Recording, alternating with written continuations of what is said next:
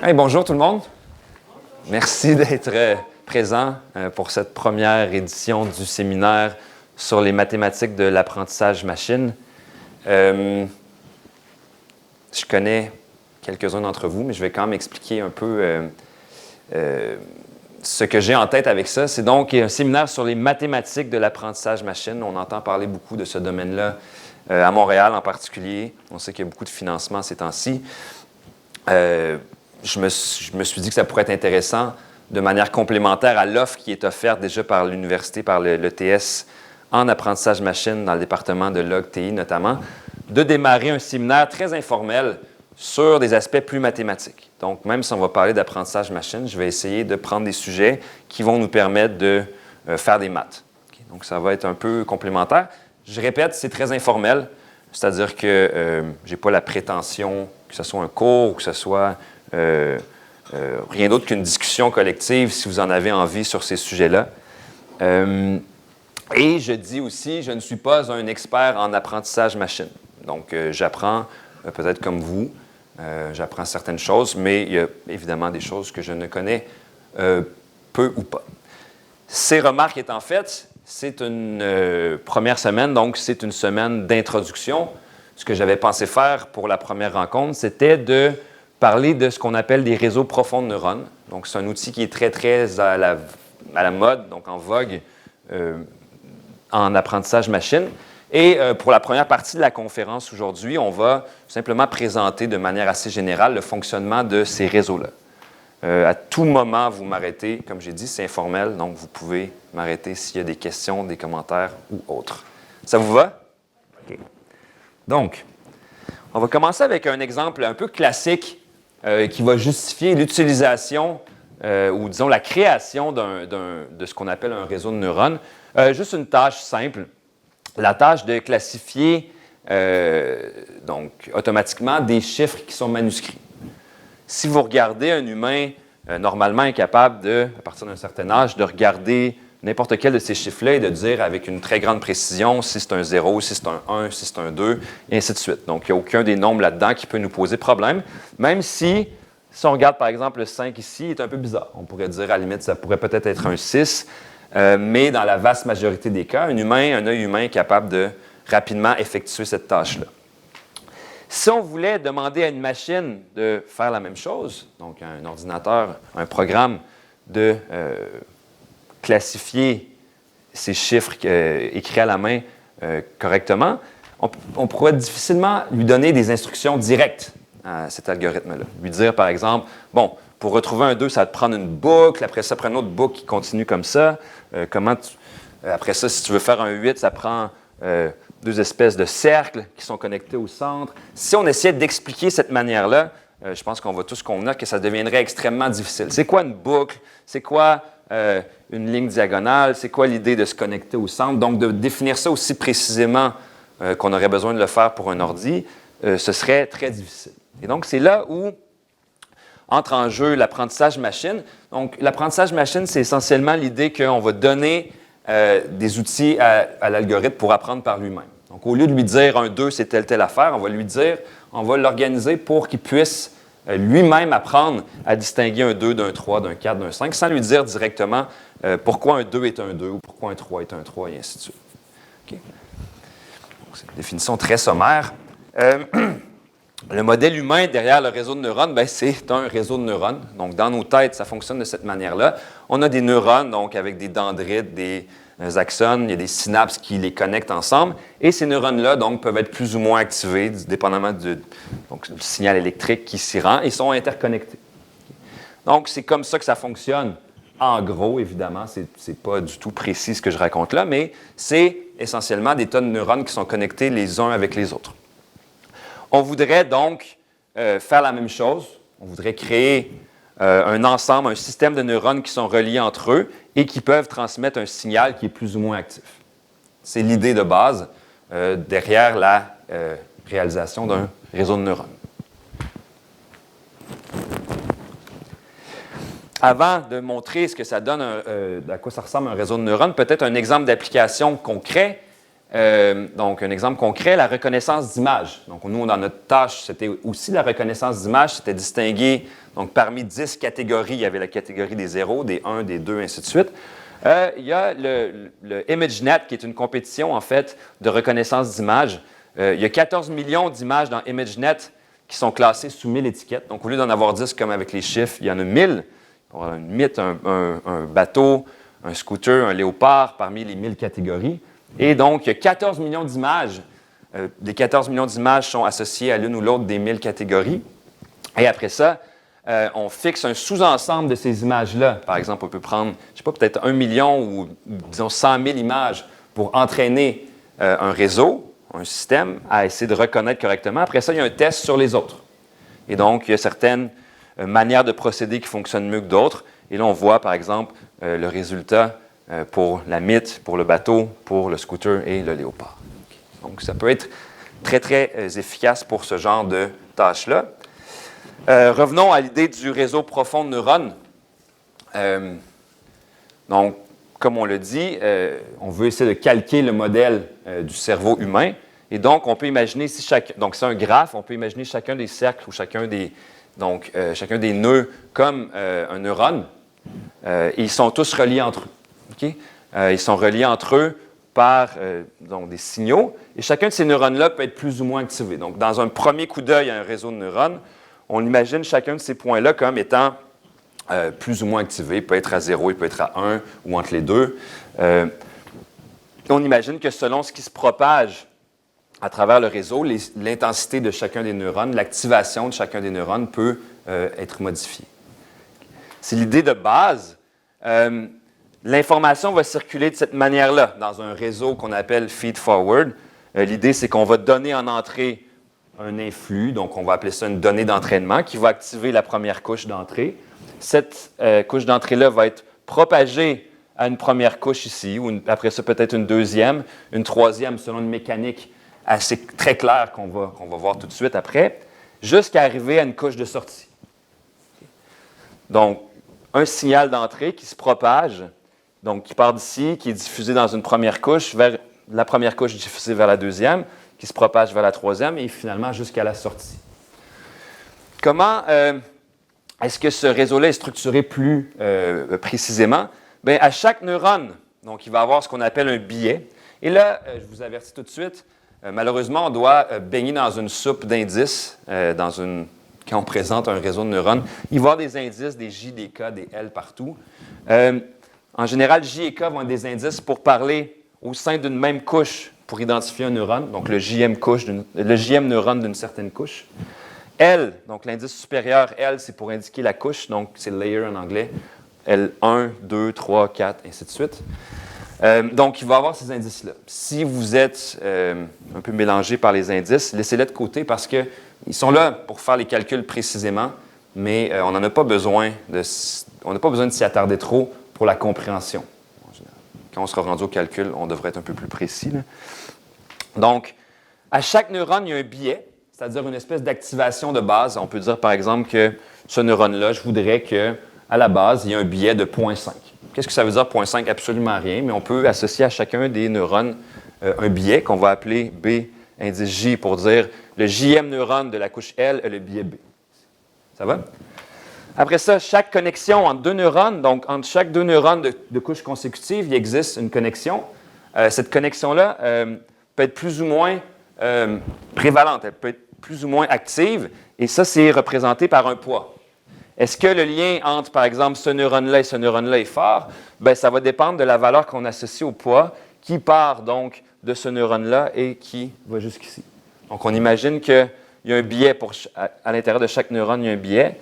Et donc, quand je prends, par exemple, le JM neurone de la couche L et le, disons, KM neurone de la couche suivante, donc, quand l'information se propage de ce neurone-là à ce neurone-là, il y a un poids qu'on va appeler W.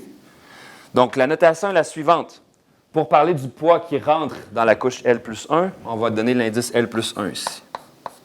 Pour dire qu'il part de J et aller dans K, évidemment, pour mélanger un peu les choses, on va dire qu'il part de J et aller dans K. On va le mettre dans ce sens-là. Okay?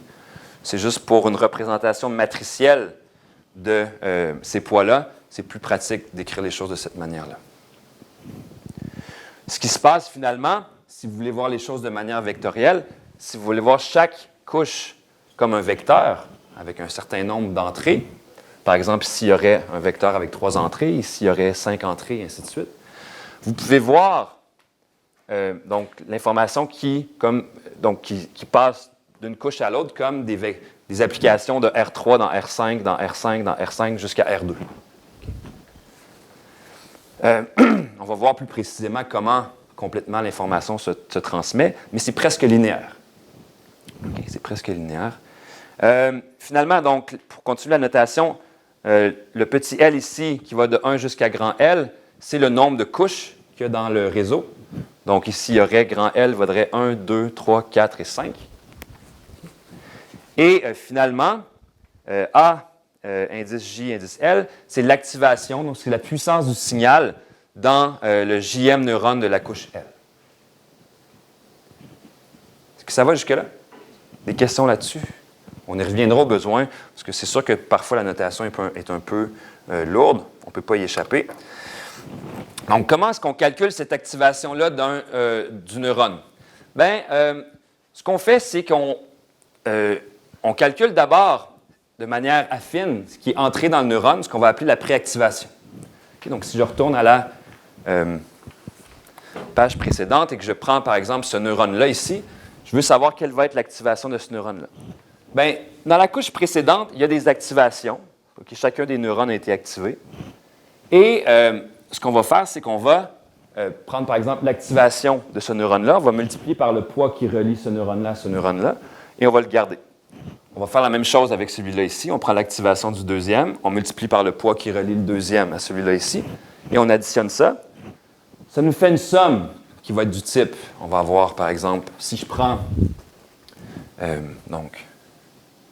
JM, donc la préactivation,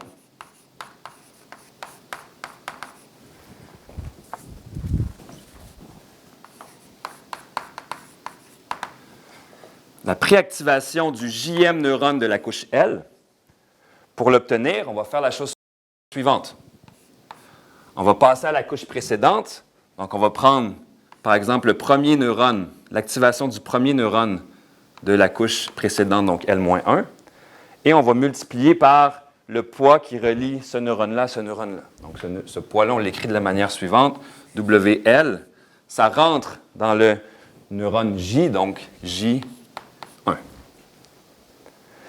On fait ça avec le deuxième. Vous remarquez que c'est juste une multiplication matricielle, finalement. Donc, WJ2L, A2L, et ainsi de suite jusqu'au dernier, plus le biais qui est associé à ce neurone-là. Okay? Le biais qui est inhérent. C'est quoi L-1? Ah, L-1 ici, oui. C'était pour voir si vous suiviez. Et évidemment, heureusement, vous suiviez. C'est pas vrai. Et BJ, qui est finalement le biais initial qu'on avait attribué à ce neurone-là ici.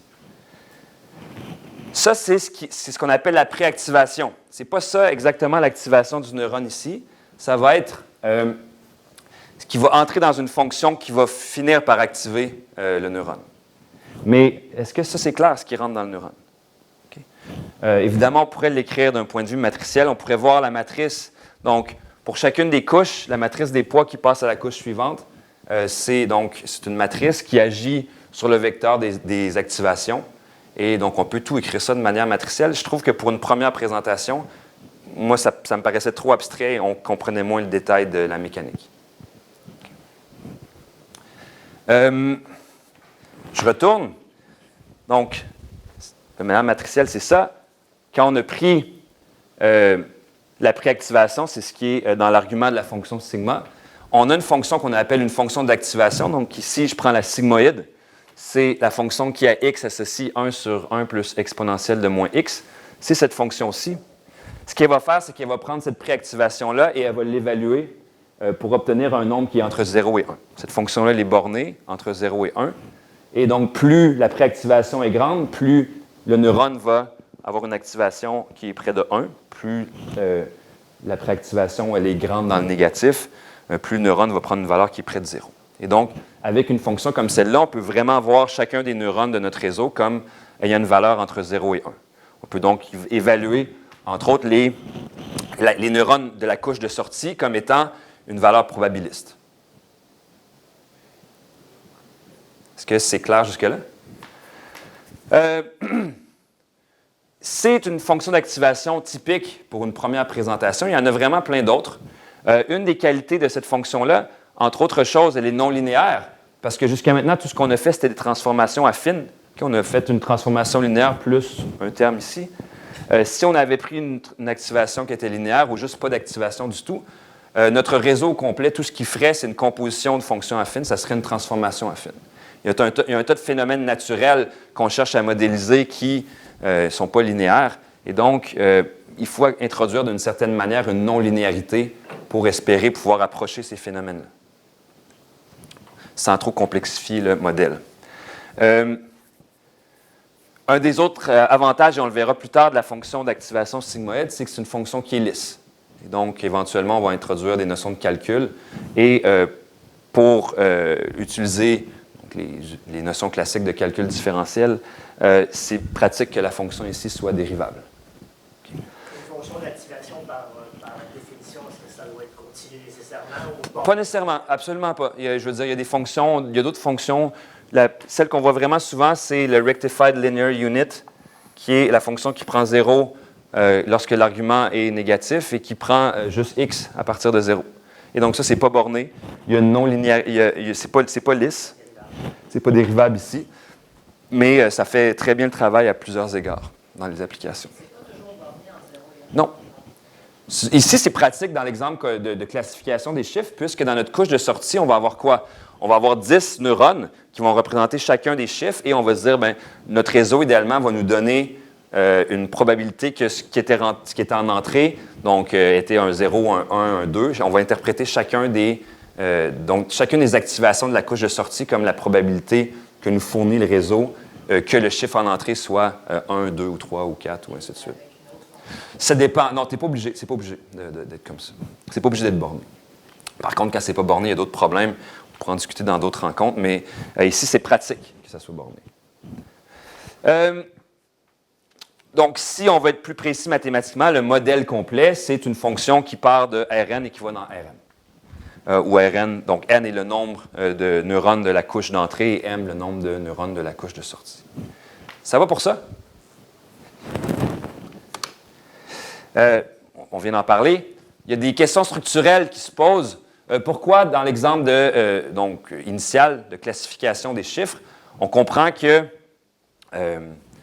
on veut donner, par exemple, un bitmap, c'est-à-dire une matrice de pixels à notre réseau en entrée, et à la sortie, on voudrait avoir une manière d'interpréter si ce bitmap-là était le chiffre 1, 2 ou 3. Pourquoi est-ce que dans l'exemple que j'ai construit là, j'avais 3 couches au centre, donc une couche en entrée, une couche en sortie, puis 3 au milieu? Je pourrais en avoir 10. Pourquoi dans ces couches au centre-là, qu'on appelle les couches profondes, pourquoi est-ce que j'avais 5 neurones? C'est parfaitement arbitraire. A priori, il n'y a pas de raison que j'ai mis 5 neurones plutôt que 10, ou 9, ou 7. Donc, le nombre de neurones par couche, le nombre de couches profondes, ce genre de questions structurelles-là, ce sont des questions super importantes et auxquelles on n'a pas toujours une réponse claire. Il peut y avoir 2 réseaux différents qui vont, à peu de choses près, effectuer à peu près le même travail, même s'ils sont structurés différemment. Éventuellement, d'ici quelques semaines, dans une autre rencontre du séminaire, on pourra discuter de la différence entre avoir un réseau qui est peu profond, donc qui a peu de couches au centre, mais que les couches sont très, très grandes, donc contiennent beaucoup de neurones, versus un réseau qui contient beaucoup de couches cachées, okay, mais que ces couches-là contiennent peu de neurones. On verra donc le rôle de la profondeur. Mais c'est juste pour un peu planter cette idée-là que déjà, il y a beaucoup de choses qu'on peut choisir sans vraiment avoir de contraintes. Okay? Donc, le design, la structure d'un réseau, c'est quelque chose qui est assez libre. D'où cette idée-là que des fois, on ne sait pas pourquoi quelque chose marche mieux qu'un autre. Et c'est une question quand même importante. Donc, une autre fonction d'activation, c'est le Rectified Linear Unit que je vous avais présenté ici, qui est aussi très souvent utilisé, la tangente hyperbolique. Des fonctions qui veulent, donc tangente hyperbolique va aussi un peu, en bon français, squeezer l'activation pour amener ça à quelque chose de borné. Il y a un tas de choses comme ça qu'on peut utiliser. C'est pas très important pour aujourd'hui. Juste rapidement, un peu de terminologie. Il y a des réseaux, nous, on va s'intéresser aujourd'hui aux réseaux qui sont dits feed-forward, c'est-à-dire que l'information circule dans une seule direction. On a vu tantôt, nous, il y avait une activation à l'entrée, ça se propageait, comme on l'a vu, à la couche suivante, jusqu'à temps qu'on arrive à la dernière couche. Il y a des réseaux récurrents où l'information peut circuler dans les deux directions. Okay. Il y a deux types d'apprentissage en général. Je ne veux pas entrer là-dedans. Il y a une notion d'apprentissage supervisé où, à la sortie, comme on va le voir tantôt, on peut dire au réseau hey, tu t'es trompé ou tu ne t'es pas trompé. Par exemple, si le réseau, pour classer les chiffres, nous donne un 3, puis en fait, ce qu'on lui avait donné en entrée, c'est un 5, on va pouvoir le corriger. C'est parce que la donnée d'entraînement elle était étiquetée. On lui avait dit hey, ça, ce que tu as eu en entrée, c'était un 5. Il y a une étiquette sur cette entrée-là. Il y a des modèles d'apprentissage où on ne peut pas donc superviser le réseau. Peut-être on en parlera dans d'autres rencontres. Je voulais juste mentionner ça brièvement. Quand on dit profond, c'est juste l'idée qu'il y a des couches cachées. Et donc, au lieu d'être juste une couche en entrée et en sortie, il se passe quelque chose au milieu. Donc, le terme « deep » dans « deep learning » vient vraiment juste de l'existence de ces couches intermédiaires-là. Et finalement, cette profondeur-là, donc d'un point de vue, je vais dire moralement, parce que c'est très délicat, je pense, mais cette idée-là de profondeur permet d'introduire une hiérarchisation des concepts. Par exemple, on peut imaginer que si le but, c'est de distinguer, par exemple, je ne sais pas moi, un éléphant, l'image d'un éléphant d'une image avec un tigre, bien, à un moment donné, il y a une couche au centre qui va être capable de reconnaître l'idée d'une trompe. Okay? Je dis moralement parce que je veux me dédouaner ici. C'est plus compliqué que ça, mais on peut voir quand on regarde l'activation des couches intermédiaires, dans certains cas, et ça pourrait être une activité à faire dans un futur séminaire, on peut voir que les couches du centre, les couches profondes, vont aller chercher des éléments qui vont permettre de reconstituer l'image finale. Okay? Donc, ils vont aller voir une courbe ou une droite ou des choses comme ça. Donc, c'est juste un petit peu de terminologie. On va retourner à notre tâche. Quel réseau on devrait avoir pour notre tâche? Bien, on imagine qu'en entrée, j'ai le chiffre 3 que j'écris comme ça. Donc, c'est une image numérisée. C'est des pixels, disons, en noir et blanc. Et, au fond, je veux donner en entrée à mon réseau cette image-là. Donc, j'obtiens quoi? Si j'ai, par exemple, en entrée, j'ai 64 par 64, bien, j'ai 4096 pixels. Ce qui veut dire que si chaque pixel est, par exemple, une valeur entre 0 et 255, je vais avoir, dans ma couche d'entrée, je vais avoir 4096 neurones. Et ce n'est pas beaucoup, là, une image de 64 par 64, c'est pas très défini. Et donc, on voit tout de suite que dans les applications pratiques, les réseaux qu'on va construire concrètement, ils vont avoir des dimensions beaucoup plus complexes que les petits réseaux simples que j'ai présentés jusqu'ici. Okay, donc, pour cette tâche-là de classification des chiffres, bien, on aurait par exemple une couche d'entrée avec 4096 neurones. Et là, pour un choix parfaitement arbitraire à ce stade-ci de notre compréhension, on peut mettre une couche au centre, une couche cachée qui contiendrait ici 5 neurones. Et en sortie, combien de neurones ça nous prendrait dans la couche de sortie? On veut imaginer que ce neurone-là va représenter la confiance du réseau, donc entre 0 et 1, que ce qu'on lui a donné en entrée était un 0. Celui-là ici, la confiance qu'affiche le réseau que ce qu'on lui a donné en entrée est un 1, et ainsi de suite jusqu'au dernier chiffre qui est un 9. Okay. Donc, c'est un exemple de réseau pour notre tâche. Dans ce cas-ci, j'insiste, tout ce qui se passe entre la couche d'entrée et la couche de sortie, on aurait pu le construire différemment. On aurait pu mettre plus de neurones dans notre couche du milieu, on aurait pu mettre plus de couches cachées que celle-ci, et changer le nombre de neurones d'une couche cachée à l'autre. Ça fait toute partie de l'art un peu des réseaux de neurones profonds de comprendre comment concevoir l'architecture d'un réseau pour que ça fonctionne bien. Rappelez-vous pour chacun des neurones, il y a des biais. Donc, pour chaque neurone du réseau, il doit y avoir un biais, donc qui représente l'espèce d'activation de base de ce réseau-là. de ce neurone-là plutôt. Et puisque c'est un réseau qui est complètement connexe, c'est-à-dire que chaque neurone de couche consécutive sont reliés par un poids, par une connexion, et à chaque connexion, il y a un poids. Ça veut dire qu'on a à peu près 20 000 poids ici, dans le réseau tel que présenté ici, et on a environ 4 000 billets. Okay. Ce qui veut dire qu'on a 24 000 environ hyperparamètres. Les hyperparamètres, ce sont les boutons qu'on peut ajuster pour améliorer l'apprentissage de notre réseau. C'est-à-dire que c'est quand on va ajuster ces poids-là et ces biais-là que notre réseau va se mettre à apprendre de mieux en mieux. Okay. L'idée, c'est qu'on se dit, si je place les bons poids entre chacun des neurones et que je mets les bons biais pour chacun des neurones, éventuellement, ce réseau-là, il va être capable de reconnaître 95 96 97 des chiffres que je lui donne en entrée.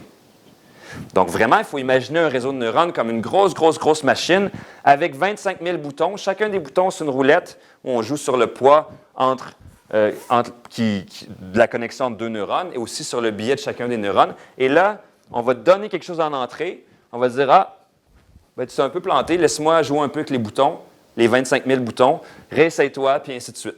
Okay? C'est l'idée de base de l'apprentissage d'un réseau de neurones. C'est bon? Comment est-ce qu'on apprend? Donc, il faut être capable pour apprendre donc de mesurer l'erreur ici. On n'est pas obligé d'avoir ça, mais comme dans un contexte comme celui de la reconnaissance des chiffres, on va savoir que ce qu'on a donné en entrée, c'était par exemple un 1 ou un 2 ou un 3. Donc, on va appeler X une donnée d'entraînement. Donc, X, ça va être un bitmap comme ça. Et on va associer à X la valeur Y de X, qui est vraiment le nombre entre 0 et 9 qui correspond à le bitmap. Donc, il faut qu'un humain, auparavant, ait classé, étiqueté les données d'entraînement. C'est ce qu'on va appeler Y de X. Après ça, si je laisse faire la somme ici, je peux simplement regarder la différence, donc c'est-à-dire la norme entre le vecteur attendu et la sortie. Donc, là, j'écris Y de X, ce n'est pas vraiment 3. Ça serait techniquement, je voudrais 0, 0, je vais commencer à 0, 0, 1, 2, 1, 0, 0. Donc, ce serait ce vecteur-là dans R10.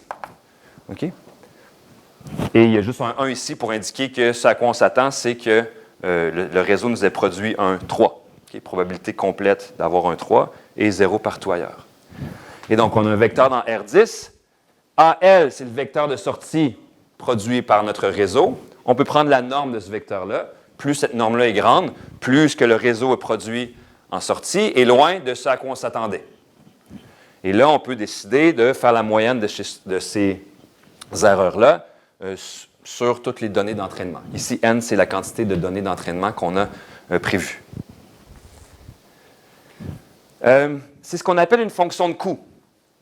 Donc, si notre réseau est bon, ces erreurs-là entre ce qui est attendu et ce qui est produit devraient devenir de plus en plus petites. En les additionnant, en faisant la moyenne, cette fonction-là devrait être plus petite. Plus cette fonction-là, qui est, on se rappelle ici, on constate, elle est non négative. Okay?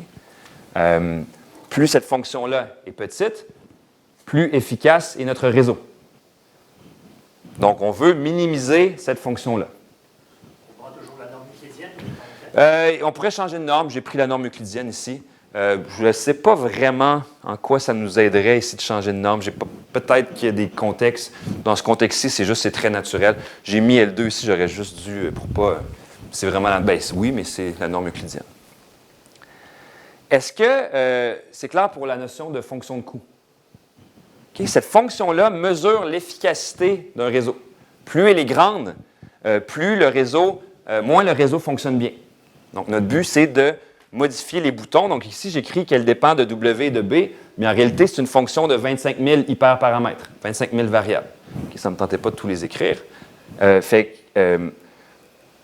Quand on modifie les valeurs de chacun de ces hyperparamètres-là, cette fonction-là peut être de plus en plus grande, elle va changer de valeur. Et donc, on veut trouver les W et les B qui vont la rendre la plus petite possible. Okay?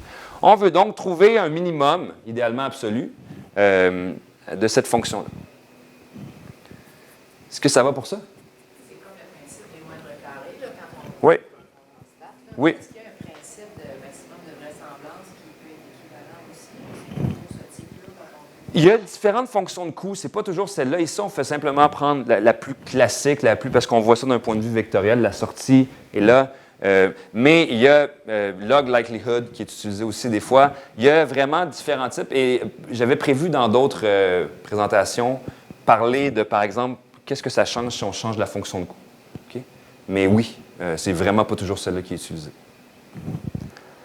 Donc, on veut minimiser cette fonction-là. Qu'est-ce qu'on fait pour minimiser cette fonction-là? Bien, on va utiliser les bons vieux principes de calcul. Donc, je vais faire juste 2 ou 3 rappels. Donc, rappel. Si j'ai une fonction, par exemple, f de Rn dans R, et que je veux la minimiser, donc supposons que j'ai son graphe ici. Donc, j'ai R.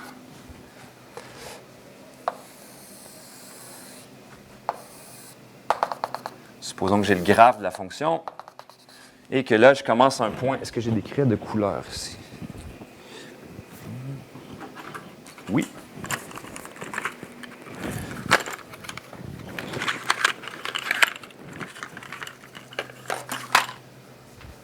Donc, imaginons que j'ai un point ici qui va être de coordonnées x0, y0 et f de x0. Qu'on peut projeter dans le domaine ici au point x0 et y0. Et là, notre but, c'est à partir d'un point initial, essayer de se rapprocher du minimum de la fonction. Okay. La manière classique, c'est de dire, bien, je vais regarder le gradient de cette fonction-là. Donc, le gradient de la fonction f, c'est un vecteur qui va être dans Rn ici.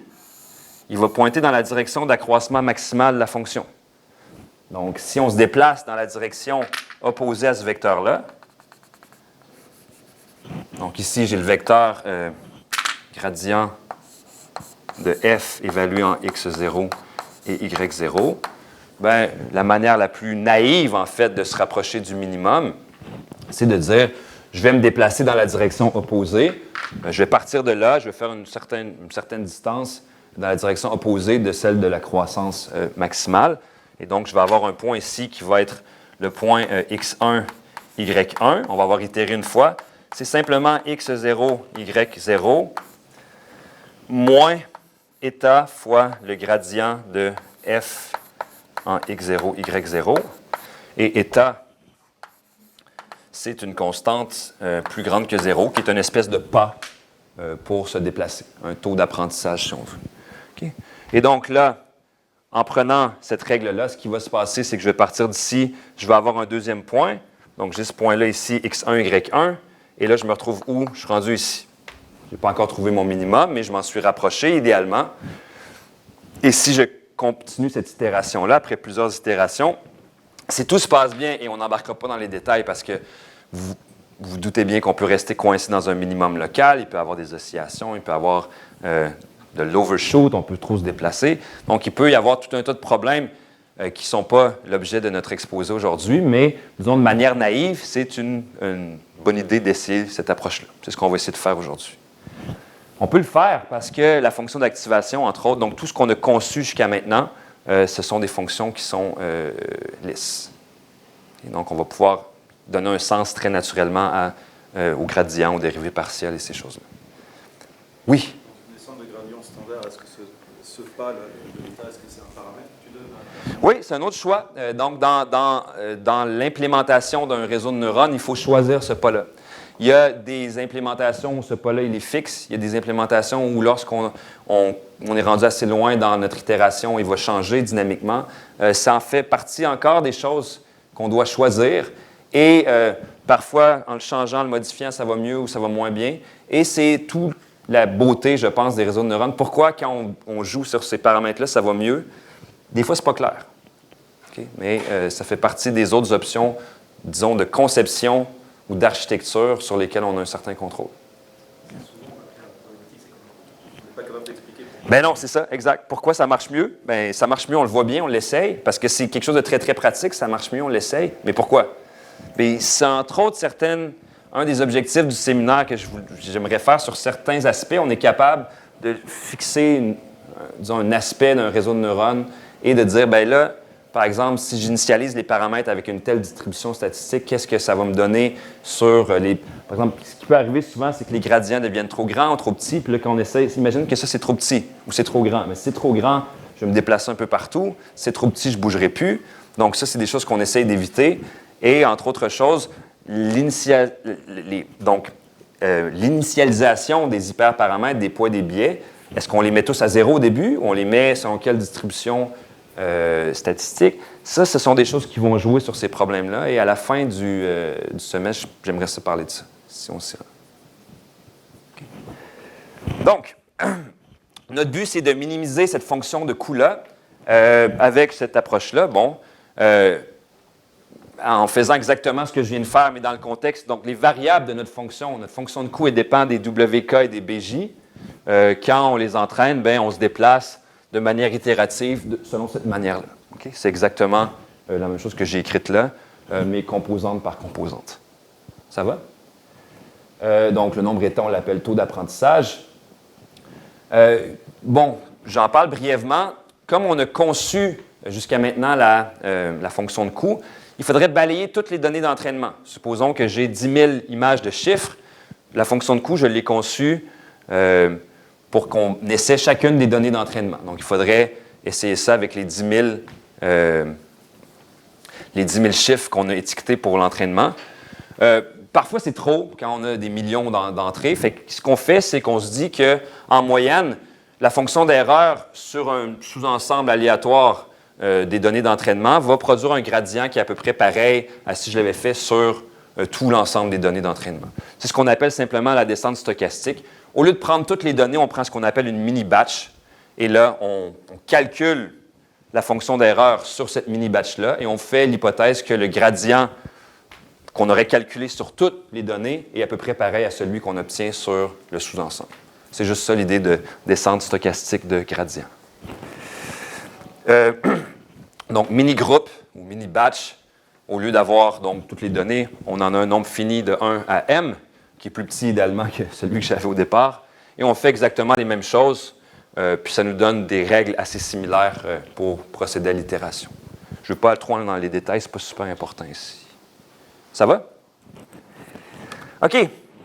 Avant qu'on poursuive, quelques questions. Des questions qui, comme on vient peut-être un peu de le voir, vont suggérer certains des thèmes que je voulais aborder pour la suite du séminaire.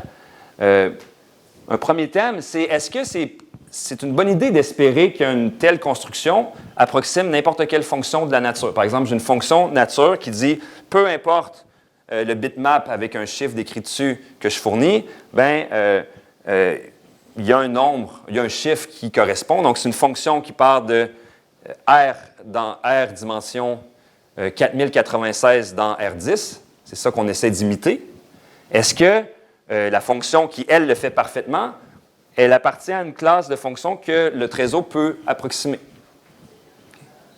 Et donc, posé différemment et peut-être plus clairement, quel espace de fonctions on peut espérer engendrer avec une construction comme celle qu'on vient de faire, où la transmission d'une couche à l'autre se fait par une transformation affine qui est ensuite composée avec une fonction comme une sigmoïde et qui est répétée sur un certain nombre de couches. Est-ce qu'on peut espérer engendrer des espaces de fonctions assez larges pour que ça vaille la peine? Donc, c'est des questions d'universalité. La semaine prochaine, ou en fait, la prochaine rencontre, j'aimerais ça parler de ça. Quel rôle joue vraiment la profondeur? Donc, on parle tout le temps de deep learning, deep ci, deep ça. Est-ce que c'est vraiment important? Ou on pourrait juste avoir une seule couche au centre qui contient 10 000 ou 100 000 neurones et ça ferait la même chose? Pourquoi prendre, disons, supposons que j'ai un nombre fini de neurones, de ressources, si on veut, j'en ai 100. Est-ce que ça vaut mieux de prendre 20 fois une couche de 20 couches de 5 neurones ou une couche de 100 neurones? Dans les deux cas, j'ai 100 neurones que je mets au centre. Pourquoi ce serait mieux de les mettre sous forme de 20 couches cachées plutôt qu'une seule couche de 100? C'est une question importante aussi d'un point de vue d'interprétation de la profondeur. À quoi ça sert? Ça serait aussi une idée de... Bien, ça fait partie des choses dont je voudrais parler donc, dans 2 conférences. L'interprétation des hyperparamètres, on en a parlé un petit peu tantôt. Dans quel espace vivent les données d'entrée? Est-ce que c'est vrai que, en gros, est-ce que c'est important d'avoir vraiment R dimension 4096? Quand l'essentiel de ce qui se passe sur le bord ici est tout le temps blanc, par exemple.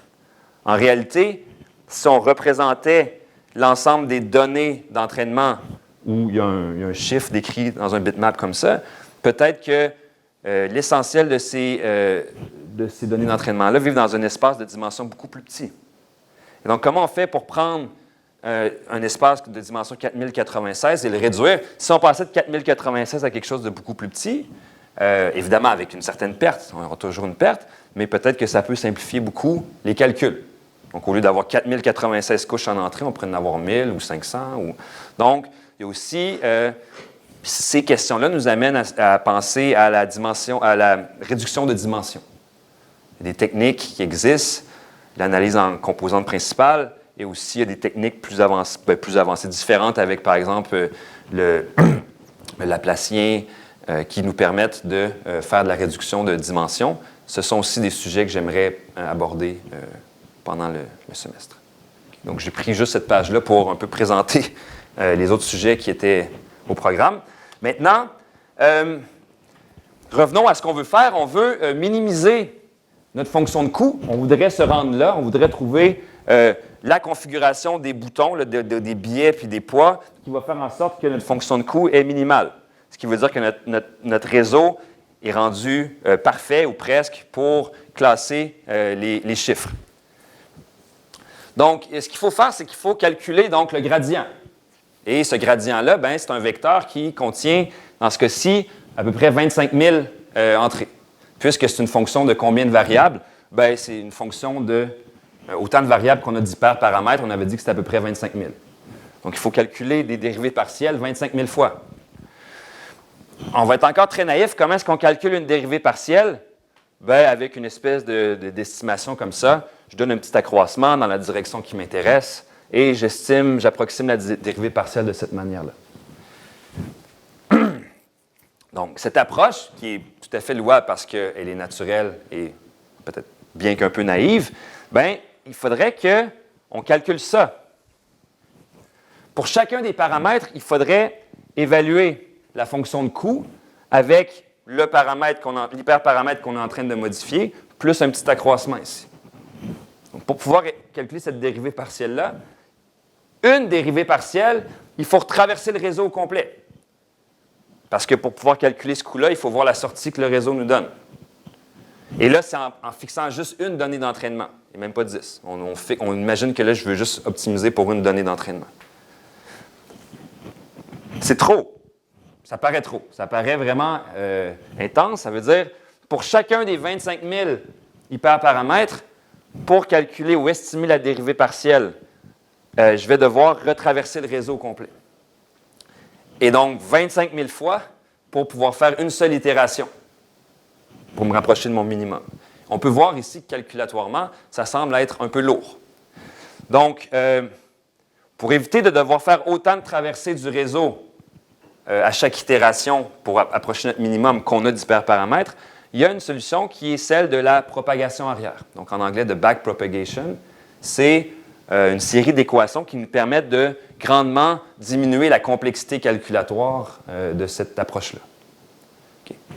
Donc, c'est la dernière partie de la présentation. Je vais effacer. Donc, le reste va se faire au tableau.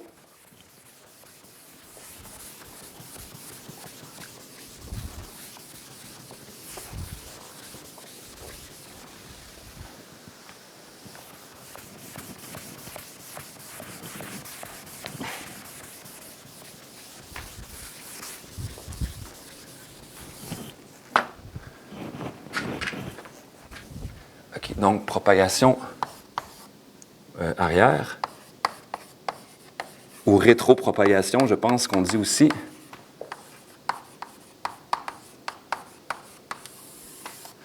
Donc, un rappel, la fonction de coût qui dépend de tous les poids et de tous les biais, on va l'écrire de cette manière-là.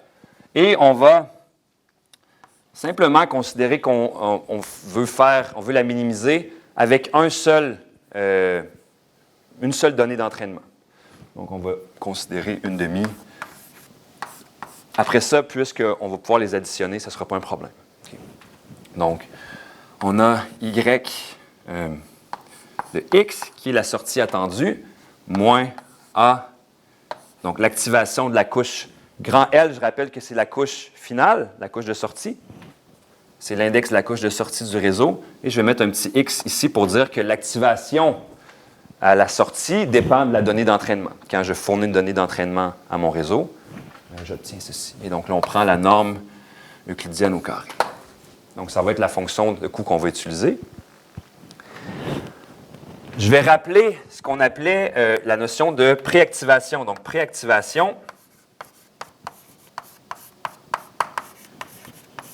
préactivation du JM neurone de la couche L. Bien, c'est ce qui est dans le neurone avant d'appliquer la fonction sigmoïde. Donc, on l'avait dit tantôt, on va l'appeler Z indice JL. Et ça, on se rappelle que c'était donc une transformation affine de la couche précédente, c'est-à-dire qu'on prend ce qui rentre dans J qui partait dans 1, L, donc A, L moins 1, 1. Donc, quand j'écris ceci, si j'écris donc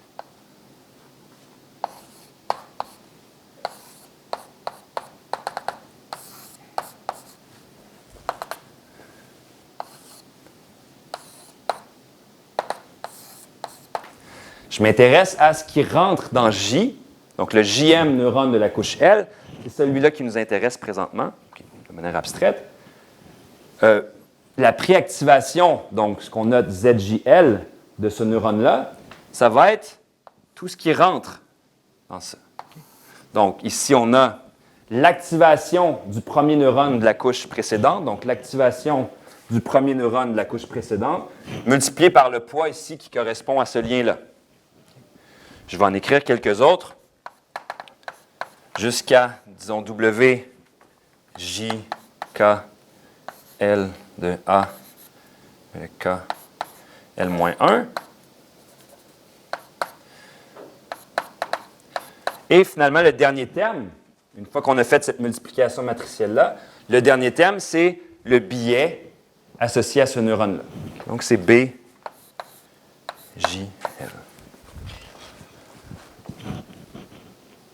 LeBron James ou Lyndon B. Johnson ou ce que vous voulez.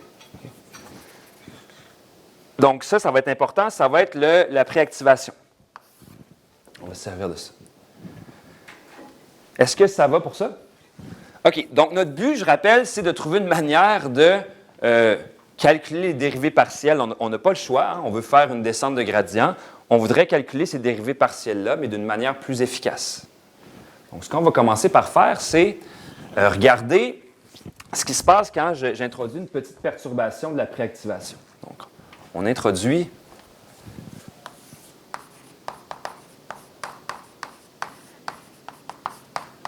une perturbation, donc delta, qu'on va appeler delta, donc JL, de la préactivation.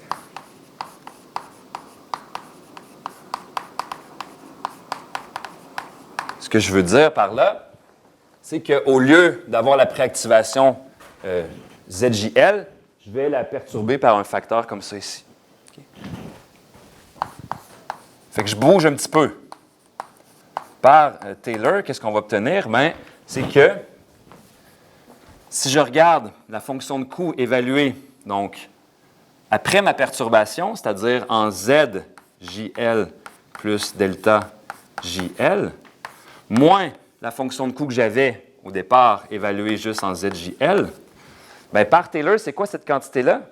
Bien, c'est à peu près la dérivée partielle de la fonction de coût par rapport à ma préactivation, donc delta ZJL, multiplié par, pas delta, mais del, multiplié par la perturbation ici, donc delta JL. Hein? C'est à peu près ça que nous dit le théorème de Taylor. On a cette approximation-là. Et si on regarde le membre de gauche, qu'est-ce qu'on voudrait faire avec ça? La fonction de coût, elle est non négative et on veut la rendre la plus petite possible. Donc, ce qu'on voudrait faire, c'est que quand je passe de l'évaluation en précisément en Z à l'évaluation en Z plus la perturbation, je voudrais trouver la perturbation qui va faire en sorte que cette différence-là soit la plus grande possible. On veut que ceci soit vraiment beaucoup plus petit que 0. Plus ceci est grand dans le négatif, plus on a trouvé une perturbation qui améliore notre sort, parce qu'on a diminué la valeur de la fonction de coût. Ça va pour ça?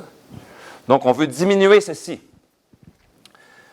Pour diminuer le membre de gauche,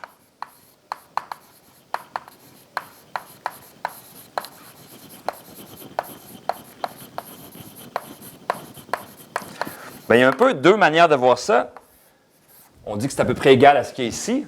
Bien, si le premier cas de figure, c'est si la dérivée partielle de C par rapport à la préactivation est grande, donc si cette dérivée-là, si ce nombre-là est grand, alors on choisit, on a juste à choisir une perturbation de signe contraire.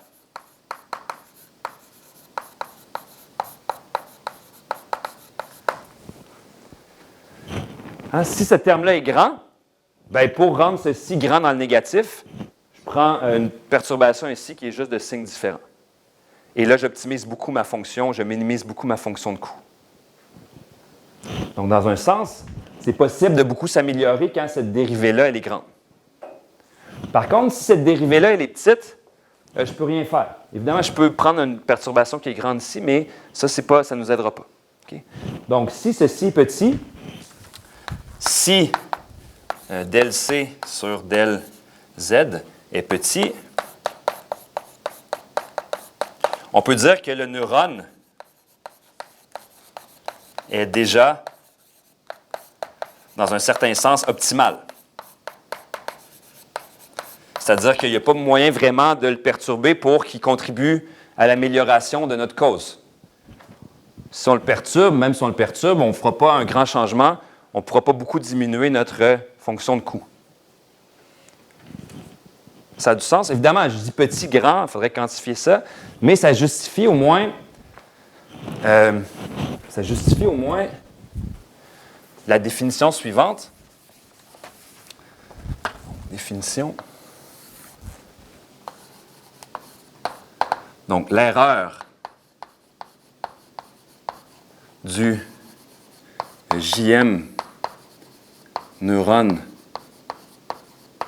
de la couche L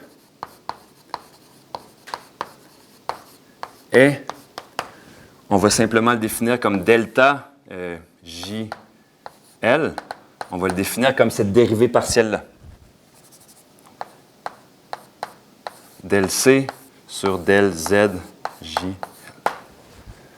Au moins, cette heuristique-là qu'on vient de développer ensemble justifie la définition de l'erreur comme ça. Quand cette quantité-là elle est petite, on ne peut pas vraiment améliorer le neurone, l'erreur est petite. Et sinon, quand ça c'est grand, il y a une erreur et on peut travailler là-dessus. OK? Pas beaucoup mon delta. Donc, on va travailler vraiment sur les erreurs. On va essayer de trouver une manière de calculer ces dérivées partielles-là pour procéder à la descente de gradient, mais à partir de ce concept-là ici. C'est le cœur de l'idée de la propagation arrière. Donc, première étape, il va y avoir 4 étapes finalement. Première étape, ça va être calculer. Donc, 1. Calculer l'erreur de la couche de sortie.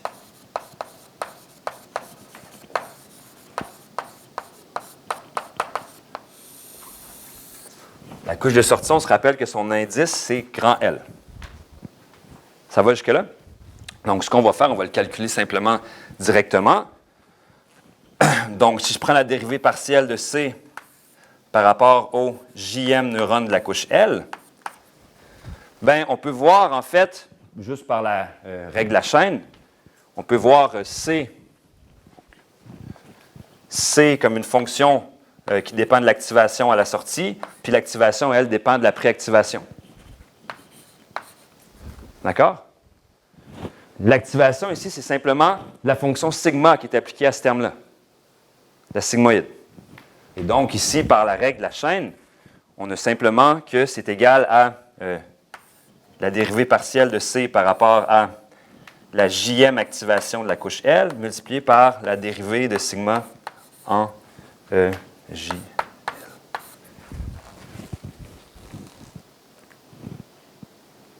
C'est bon pour ça? Est-ce que je détaille ce calcul-là? Ça me ferait plaisir de le faire si... Donc, la fonction de coût va à la sortie regarder ce qui a été produit par le réseau. Donc, elle va avoir besoin pour ça de la sortie du réseau qui est l'activation de la dernière couche. L'activation de la dernière couche, c'est neurone par neurone, sigma de la préactivation.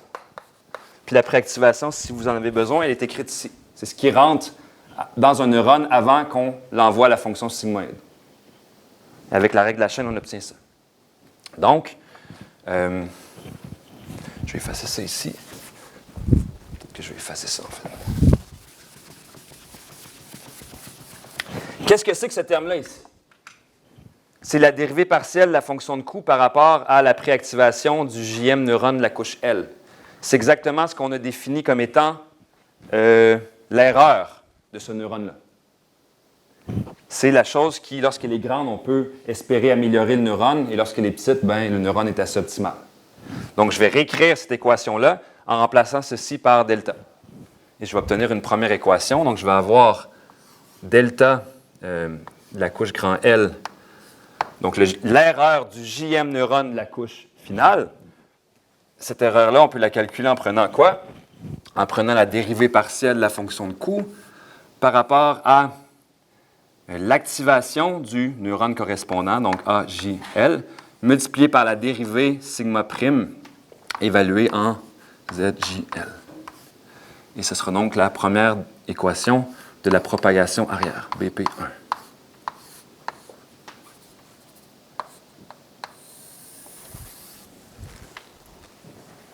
OK. À date, ce n'est pas très clair pourquoi ça nous avantage de faire ça. Ici, je dois calculer des dérivées partielles. Et on disait tantôt que ce n'était pas une bonne idée. Pour calculer une dérivée partielle, ici, je dois traverser le réseau complet. Par contre, ici, je dois le faire pour juste le nombre de neurones qu'il y a dans ma couche finale. Je n'ai pas besoin de le faire pour chacun des hyperparamètres. C'est déjà peut-être un peu mieux. Bon. On poursuit. La deuxième étape, ça serait de trouver une manière, idéalement, de dire hey, là, j'ai toutes les erreurs dans ma couche finale. Est-ce que je peux utiliser ces erreurs-là et les propager vers l'arrière? Donc, passer de la couche finale à l'avant-dernière, à l'avant-avant-dernière, et ainsi de suite. Donc, ma question, c'est est-ce qu'on peut trouver une manière de calculer les erreurs d'une couche L si on connaît les erreurs d'une couche L plus 1? Donc, 2. J'ai-tu pris des chiffres romains ou des 2? Calculer les erreurs d'une couche à partir de celle de la couche suivante.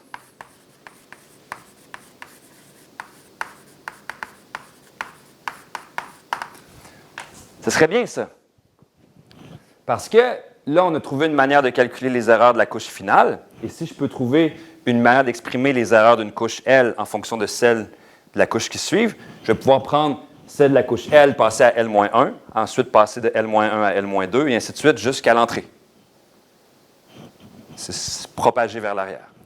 Donc, pour faire ça, peut-être avant de commencer à faire les calculs, je vais écrire, donc je vais prendre une couche petit L plus 1, donc une couche quelconque de rang L plus 1, une couche L ici. Il y a des neurones dans cette couche-là. Il y a par exemple un neurone J, un neurone K plutôt. Et je vais prendre ici, donc il y a des neurones dans la couche précédente.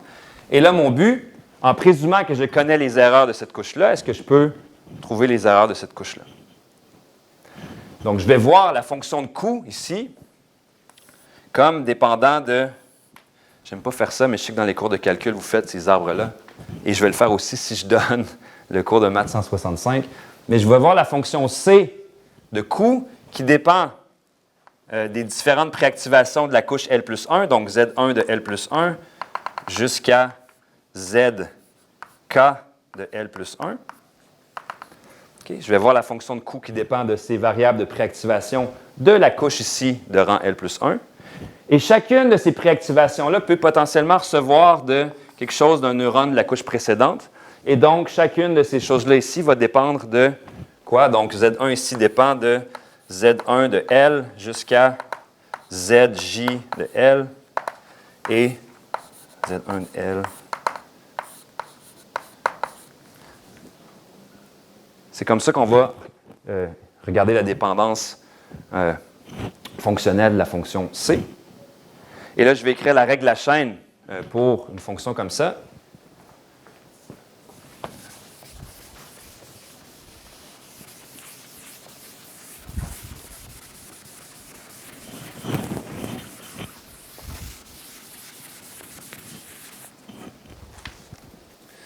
On obtient finalement quoi? Quand on écrit la règle de la chaîne, on obtient que la dérivée partielle de C par rapport à la préactivation de rang J dans la couche L, c'est la somme sur tous les indices K. Donc, les indices K, ce sont ceux qui traversent la couche L plus 1, de la dérivée partielle de C par rapport à la préactivation de rang K dans la couche L plus 1, multiplié par la dérivée partielle de cette préactivation-là, divisé par delta del, en fait, ZJL. Okay. Donc, comme vous êtes plus à l'aise, soit on l'écrit avec le diagramme ici. Des fois, je trouve que ça rend les choses plus compliquées de l'écrire comme ça que juste écrire ça. Mais libre à chacun. Et là, bien, on peut simplifier des choses. Clairement, ceci, c'est quoi? Ça, c'est l'erreur. Donc, ça, c'est l'erreur du neurone K de la couche L plus 1. Donc, ceci, c'est la somme sur les K de delta, donc dans la couche L plus 1 de rang K. C'est par définition de l'erreur. Je l'ai effacé, hein? En tout cas, c'est la définition de l'erreur.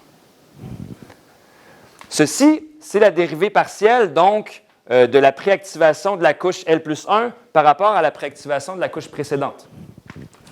Donc, on se dit, quand je dérive la préactivation de ce neurone-là par rapport à celui-là, bien, on va juste aller voir la définition ici. Si je dérive par rapport à la préactivation du neurone J dans la couche L, il apparaît où ici? Bien là, si j'avais des L plus 1 partout, puis que j'avais des L ici au lieu des L-1, la seule fois où ça intervient, c'est quand j'ai le J-ème terme. Vous êtes d'accord? Parce que c'est le seul qui va intervenir. Si vous préférez, c'est peut-être plus facile de le voir en se disant, donc, je m'intéresse à ce qui influence ce neurone-là ici. La seule manière qu'une préactivation venant de là-bas, donc par rapport à cette variable-là, soit influence celui-là ici, il faut que ça vienne de celui-là ici. Okay? Et dans la définition, le JM, donc tous les termes vont disparaître, sauf celui de rang J. En dérivant ceci par rapport à la préactivation, le poids est une constante, donc il va rester tel quel. Et ici, la fonction A, c'est simplement la sigmoïde appliquée à la préactivation. Donc ce qui va rester, c'est ceci. On va avoir WJK. Donc en fait l'inverse plutôt, c'est KJ. ça rentre dans KJ, donc de L plus 1, multiplié par, donc, quand je vais dériver, je vais avoir sigma prime, donc la dérivée de la fonction sigmoïde, évaluée à la préactivation, donc, de rang J de la couche L. Ce qui est une deuxième équation de la propagation arrière. Qu'est-ce que ça vaut ici? Ça, c'est la dérivée partielle de la fonction de coût par rapport à la préactivation du JM neurone de la couche L. On peut l'écrire comme étant l'erreur du neurone J dans la couche L arbitraire. Mais celle-ci, cette erreur-là, on vient de calculer qu'elle est égale à la somme pour les indices K, donc de l'erreur du Kème neurone de la couche suivante L plus 1, multiplié par le poids WK. Peut-être que je vais mettre le K à l'extérieur parce que lui, il ne dépend pas. Ah non, c'est correct. Donc, WKJ, indice L plus 1, multiplié par sigma prime de ZJL. Et donc, ça, c'est ce qu'on appelle la deuxième équation de la propagation arrière. Ce qui est étonnant ici, c'est que c'est juste des indices. Les indices sont un peu partout, mais il ne se passe rien d'autre que juste la dérivation en chaîne. Par contre, il se passe quelque chose de plus subtil d'un point de vue conceptuel. Parce que là, à l'aide de la première équation de la propagation arrière, on a, à partir simplement de la dérivée des activations de la couche finale, calculé les erreurs de la couche finale. À partir de la deuxième équation, qui est peut-être la plus importante, on a appris à prendre les erreurs dans une couche et les propager à la couche précédente. Ici, aucun calcul de dérivée partielle. On prend simplement les erreurs de la couche suivante, on les propage à la couche précédente en multipliant par des poids qui sont fixes. Et ça, c'est la dérivée d'une fonction sigmoïde, on peut la calculer directement. Et donc ça, on peut répéter ça jusqu'à temps qu'on se rende à la couche initiale. Et donc, on a simplement à partir du calcul des dérivées partielles de la couche finale, des activations de la couche finale, on a une manière qui est, d'un point de vue computationnel simple, de calculer les erreurs partout pour notre réseau. Même si notre réseau a 150 couches cachées, on peut propager successivement jusqu'à ce qu'on arrive à l'entrée. Et ça, c'est un point important. Maintenant, notre but, c'est, on se rappelle, minimiser la fonction de coût. Pour ça, on veut faire une descente de gradient. Et pour ça, il faut quand même connaître ces dérivées partielles-là. Ce n'est pas ceux-là qu'on a, nous. Donc, les deux dernières étapes, c'est de trouver une manière d'exprimer. Donc, comment on va faire pour optimiser les poids et les biais? Bien, il faut être capable d'exprimer ces dérivées partielles-là en fonction des erreurs qu'on a maintenant propagées partout dans le réseau. Okay. Donc, la troisième étape, peut-être je vais continuer ici.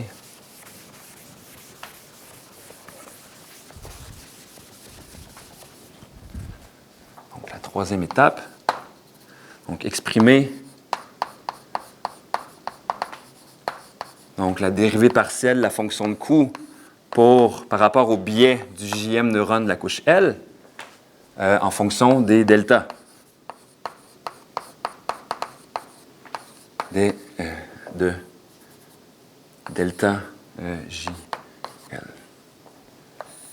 Mais ça va se faire assez simplement. Si j'écris directement la dérivée partielle de la fonction de coût par rapport au poids BJL, bien, par la règle de la chaîne, encore une fois, ça, c'est simplement del C sur del ZJL multiplié par del ZJL sur del BJL. C'est la règle de la chaîne, encore une fois avec notre soupe d'indices, mais maintenant, je pense que peut-être qu'on se familiarise, ça veut juste dire la préactivation du JM neurone de la couche L, le biais du JM neurone de la couche L. La préactivation, on se rappelle que c'est cette transformation affine-là. C'est tout ce qui rentre dans un neurone avant de l'envoyer à la fonction sigmoïde et de compléter l'activation. La préactivation, c'est prendre toutes les activations de la couche précédente, multiplier ça par les poids associés, plus finalement rajouter le biais initial. Quand je dérive cette expression-là par rapport au biais, tout disparaît, puis il me reste quoi? Il me reste 1. Je dérive par rapport à cette variable-là. Tous ceux-là ici deviennent 0. Et il me reste 1, de sorte que ceci, ça devient juste 1. Donc, on a finalement que la dérivée du coût par rapport au billet J de la L-ième couche, c'est simplement l'erreur. Donc, ceci, c'est l'erreur associée au J-ième neurone de la couche L. Et ça, c'est la troisième équation de la propagation arrière.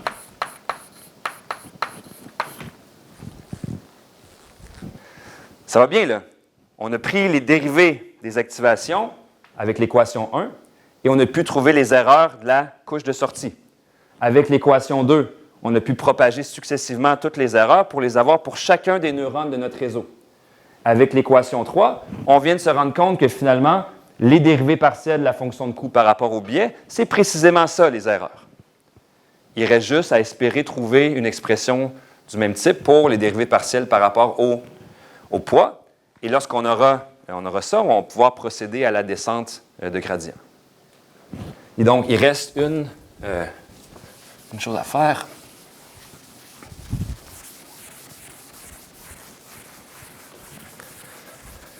Donc, 4. Exprimer del C, del W, écrit dans quel ordre? JK, en fonction des erreurs. Donc, c'est la même idée. C'est juste que là, les indices vont être un petit peu plus laids.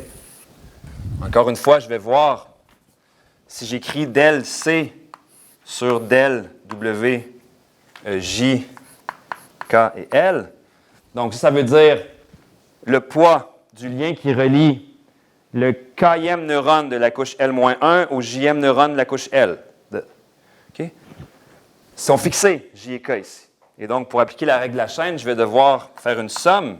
Je vais devoir aussi introduire un autre indice, I, okay, qui va faire la chose suivante. Donc, ça va être del C sur la dérivée donc, partielle par rapport à l'activation dans la couche L du neurone I fois del ZLI divisé par, donc dérivée partielle de ZIL sur del donc WJKL.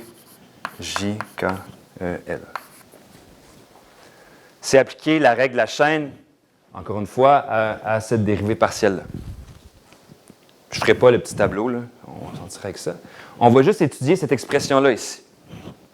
Encore une fois, on l'a la préactivation. Clairement, ici, pour un I fixé, la seule manière qu'on ait un terme non nul, c'est que, donc si j'ai, par exemple, la couche L-1 et la couche L, et là, je m'intéresse au neurone I dans la couche L, la seule manière qu'un poids interfère sur celui-là ici, c'est il faut qu'il parte, il faut qu'il entre en fait dans, I. Okay. Donc, il faut absolument que J soit égal à I pour avoir un terme qui est non nul. Okay. Sinon, ils vont se rendre ailleurs. Ils n'interféreront pas. Ça va? On peut le voir de ce côté-là aussi de la même manière, mais si je prends, par exemple,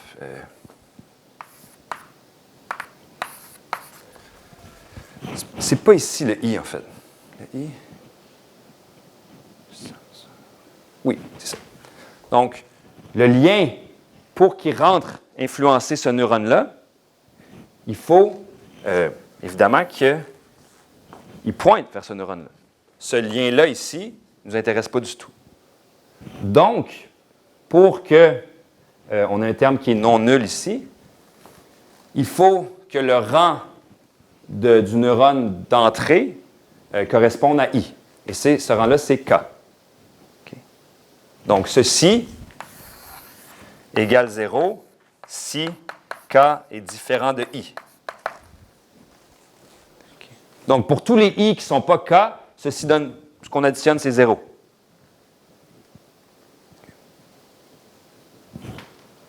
Et donc, on peut simplifier cette somme-là. le symbole de sommation disparaît et on obtient del C sur del Z K L multiplié par del Z K L sur del W JK L. Ça va? On a simplement fait disparaître tous les indices qui donnaient une somme, qui donnaient un terme qui était nul. Donc, les I deviennent des K. La sommation disparaît. Ceci, c'est une erreur, donc c'est correct. Et ceci, bien, on a l'expression. On a l'expression, si on prend la préactivation du Kème neurone de la couche L, bien, on a quelque chose comme ça ici. Là, c'est des J au lieu des K. Mais clairement, il y a seulement le terme où l'activation de la couche précédente correspond au rang là qui va nous servir. Et donc, ceci va être égal à quoi? Ça va nous donner... Oui? La notation WJK, ça part du neurone J de la... Ça part du Kème de la couche L-1 vers le JM de la couche L. Il faut que J soit égal à... soit égal à J. Est-ce qu'il faut que il faut que ça rentre dans I. Oui, il faut que J soit égal à I, tu as raison. Merci. Donc là, on a, c'est juste, c'est sûr que j'allais faire une erreur d'indice avec ça. On a, donc ici, c'est J qui est égal à I, J ici. C'est bon? Et donc là, pour qu'on ait une dérivée, en fait, on peut calculer la dérivée de l'activation du JM neurone de la couche L par rapport à WJK, ben, c'est seulement ce terme-là qui va apparaître, qui sera non nul. Est-ce que ça vous... Donc, je m'intéresse à cette dérivée-là ici. Okay, je m'intéresse à cette dérivée-là. On l'a directement, le ZJL, je l'ai écrit ici. Le seul terme où la variable par rapport à laquelle je dérive apparaît, c'est ce terme-là ici. C'est bon?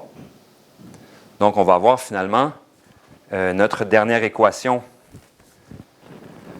Donc, quand je dérive par rapport à cette variable-là, tout ce qui va rester, c'est A indice K du rang L-1. Donc, notre dernière équation, j'ai plus de place, je ne sais pas, je vais le mettre. Je vais l'écrire ici. Donc, si on réécrit tout ça, on obtient donc la dérivée partielle de la fonction de coût par rapport au poids W qui part de K qui va dans J, la couche L, c'est égal à quoi? Donc, ce terme-là ici, c'est une erreur. C'est l'erreur associée donc, au neurone J de la couche L. Et on vient de calculer que cette dérivée partielle-là, finalement, par rapport à cette variable-là, est donc, ceci devient 1, il nous reste juste la constante devant, c'est A indice K de la couche L-1. Et donc, ça, c'est l'équation 4 de la propagation arrière. Pourquoi on s'est donné tout ce mal-là? Bien, je répète, tout ce qu'il nous reste à faire maintenant pour procéder à notre descente de gradient, c'est calculer les dérivées partielles de la couche de sortie. Une fois que ces dérivées partielles de la couche de sortie-là, on a les erreurs de la couche de sortie.